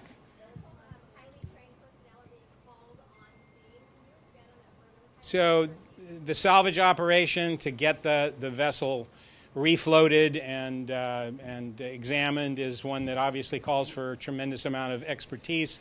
That's one that will be required. And then there's also a concern for whatever fuel may be left in the vessel in terms of a hazardous leak type to contain the fuel that may be, and any other hazardous materials that may be in the vessel as well.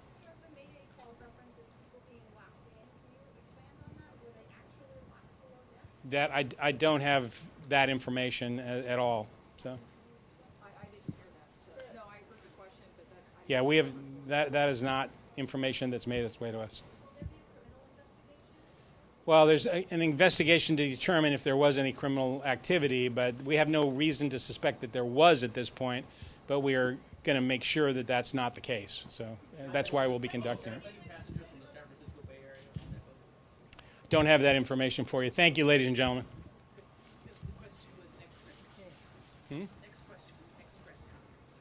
Oh, I'm sorry. We will be holding another press conference tomorrow morning at 10 o'clock, 10 a.m., same location right here at 10 o'clock. Thank you.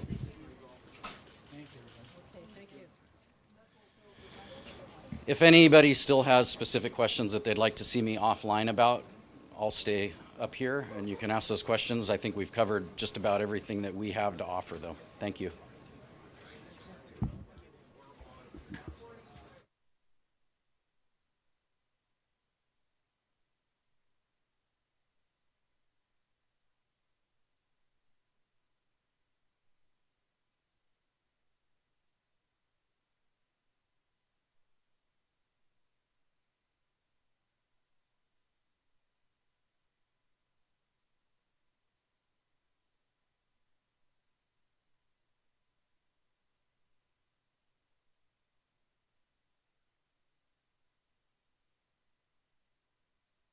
Island with the eye wall hitting both Grand Bahama and the western portion of the Abaco. Still almost 24 hours of hurricane force winds for portions of the northwestern Bahamas. That's the view on satellite pictures. We'll switch over to a radar image which shows that while the center is still over the Bahamas, the rain bands extend well to the west, and some have now been coming into the east coast of Florida and crossing the peninsula over the last 12 hours or so. Islands have brought with the eye wall storm force hitting both Grand Bahama and the western portion of the Abaco. Still almost 24 hours of hurricane force winds for portions of the northwest. The forecast is for the hurricane to remain nearly stationary, just inch along tonight, but then begin the expected northwestward motion either very late tonight or during the day tomorrow. And that will take the center a little bit closer to the Florida East Coast, and then the forecast has the center moving roughly parallel to the coast for the next 2 to 3 days, perhaps 50 miles offshore. That's important because hurricane force winds extend outward to the west of the center about 35 miles. So what that means is that we're certain to have tropical storm force winds over the eastern portion of Florida, and we very well may have hurricane force winds even with the center passing just offshore as forecast.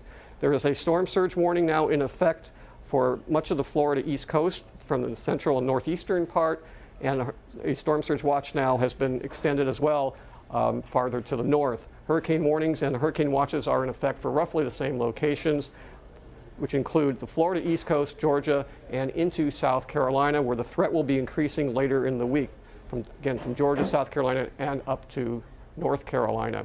So for the next 12 to 24 hours, not a lot of motion. Continued rain bands with tropical storm force to near hurricane force winds on the east coast of Florida, and then a track that takes the center along the Florida coast, maybe just offshore. And that's the great concern now for the next 2 to 3 days. At the National Hurricane Center, I'm Ed Rappaport.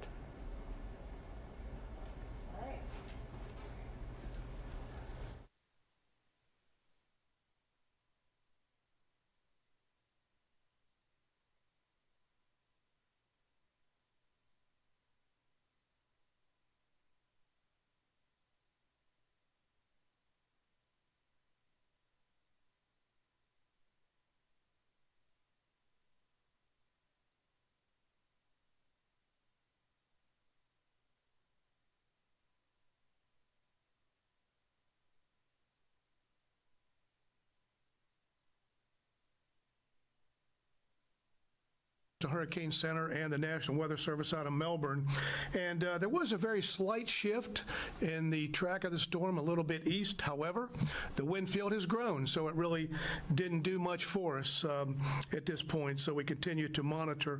And based on the information we have now, we continue to track the start of tropical storm force winds. Obviously very important with our protective actions, and shelters were opened at 10 o'clock this morning. We do have 15 shelters in operation. We do have one shelter that is full, which is Hinson Middle School. However, based on the information this evening, the timing for the tropical storm force winds to arrive at the Volusia County line is between 4 p.m. and 10 p.m. tomorrow. That's a change from noon from earlier today. So it gives a little bit of time for emergency responders to be able to do some shift changes and so forth in the morning. But, obviously it's a very slow moving. It's only about 1 to 2 miles an hour right now, and it did stall for some time. But, if folks have sheltered, we certainly want them to stay in place. Because again, bus transportation is not available tomorrow. So basically, if you have transportation needs, tonight's the night to get to a shelter with Votran in our school district. Evacuations, again, mandatory evacuations were put into place as of 10 o'clock this morning. And it's primarily for residents who live on the beach side, along the Barrier Island, RVs, mobile homes, east of 95, and in low-lying areas. But of course, anyone who feels that it would be in their best interest to voluntarily seek shelter in one of our emergency shelters, they're certainly welcome to do so. Again, Votran will suspend service Tuesday and Wednesday. So again, if folks need a ride to the shelter, we ask them to go tonight. We still have a lot of capacity within our shelters. And again, Hinson Middle School is the only shelter that is at capacity right now. As of 5 p.m., we had more than 850 people in those shelters. And if you go to volusia.org/pin, the information there is on the shelter locations. We do have, we took the time throughout yesterday and today to continue to maintain communication with our assisted living facilities and nursing homes, and have confirmed that plenty of food, plenty of water, plenty of fuel, and they're all in really good shape. We do have a curfew that will take place Tuesday night from 6 p.m. to Wednesday at 6 a.m. and then again Wednesday at 6 p.m. to Thursday 6 a.m. So with that, we still continue to anticipate between 40 and 50 mile an hour sustained tropical storm force winds that could last for a period of 24 hours. The storm is at 145 miles an hour. It is a Cat 4. And of course, we are projected to experience approximately 4 to 8 inches of rainfall. 10 inches is possible in areas, depending on the track of the storm. But the National Weather Service continues to remind us that any turn to the west could be significant for all of the coastal Florida and potentially bring those Category 1, 2, and even higher winds into the coast, because it's only about 30 to 40 miles offshore, keeping those strong Category 3 and 4 winds out that far. But again, a simple shift to the coast could be, quite devastating for all of the Florida, where it may have impact. Of course, we have some minor flooding along the St. Johns River up in the Astor area, down in Geneva, Lake Harney. It's at action stage. And of course, with the rain we anticipate to the south and also over Volusia County, we anticipate moderate flood stage in the Astor area, and then also getting up into moderate flood stage in Geneva, Lake Harney area. And with that, I'll be happy to answer any questions. How many people total can the shelter at Hinson, how many people does that hold? That's a good question. We actually had one of our universities had taken a lot of their students there. So that's the reason that filled up so quickly. The capacity for Hinson is 150 individuals, and we actually have 172 there right now. So, when the schools send their students to us, we shelter, but it does, have a big impact on our ability to have the space available for people in that community. Which college is that? Embry-Riddle. But we do, again, have a lot of capacity. Right now, we have a total of 1,160 individuals in our shelters, and we still have another we have a 2,872 capacity, and of course that could expand as necessary. All of our special needs shelters are open. Those are 6. Our fairgrounds, of course, doing well, but we continue to track the numbers. We feel like tonight, final time to get all your preparations ready and do the evacuation.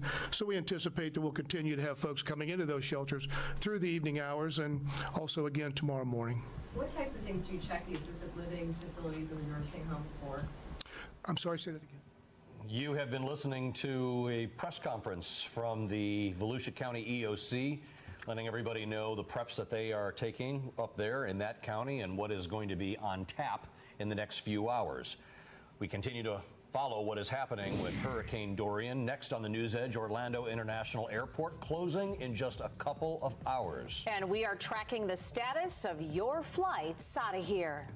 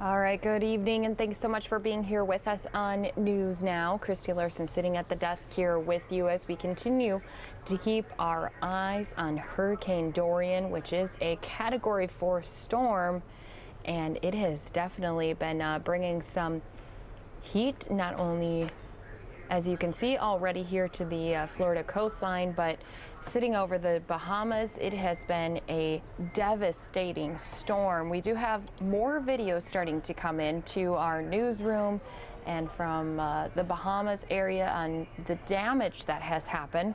I'm going to work on getting that pulled up here for you, and then I'll give you a look at some of those first videos and photos that are coming back again from the damage that Hurricane Dorian has left behind in the Bahamas.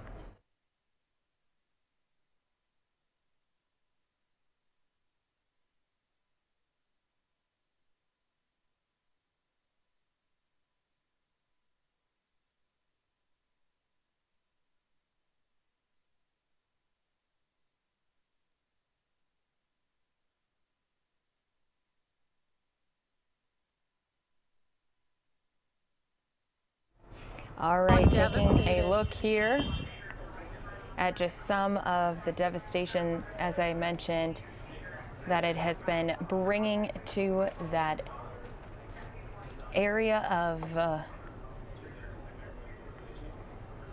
the Bahamas, as the flooding reached about 20 feet off the ground. A lot of people starting to show and share exactly what is happening.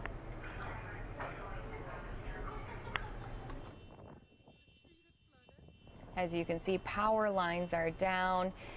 All of the metal fencing is just twisted and turned. Cars completely totaled. And hurricane has unleashed, as I said, massive flooding across the Bahamas today. So much wind and water that authorities urged people to find flotation devices and grab hammers to break out of their attics if necessary. And unfortunately, there are at least 5 deaths that are blamed on the storm.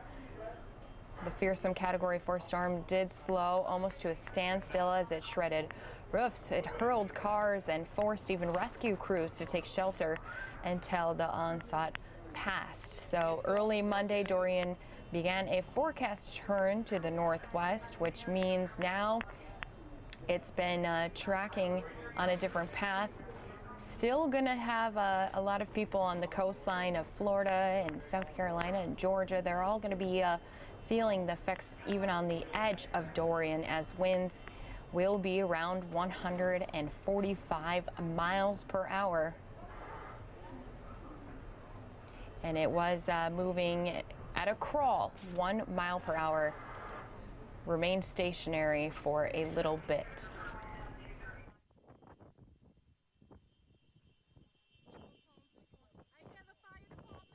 And just a reminder, this live picture we have right here is from Daytona Beach. So again, as we mentioned, this is just continuing to make its way towards that east coast of the U.S.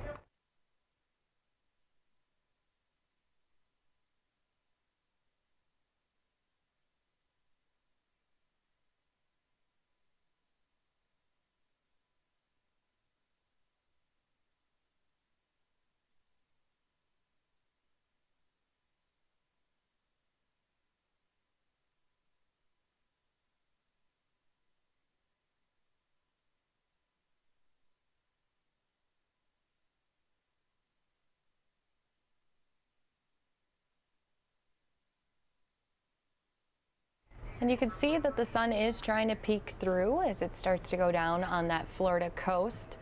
We've been keeping our eyes on this camera all day here, and you can definitely see that tide is continuing to rise on the beach there. A lot of areas in Florida are going to be getting rain as a result of this hurricane as it continues to make its way onto Florida. Winds at 145 miles per hour.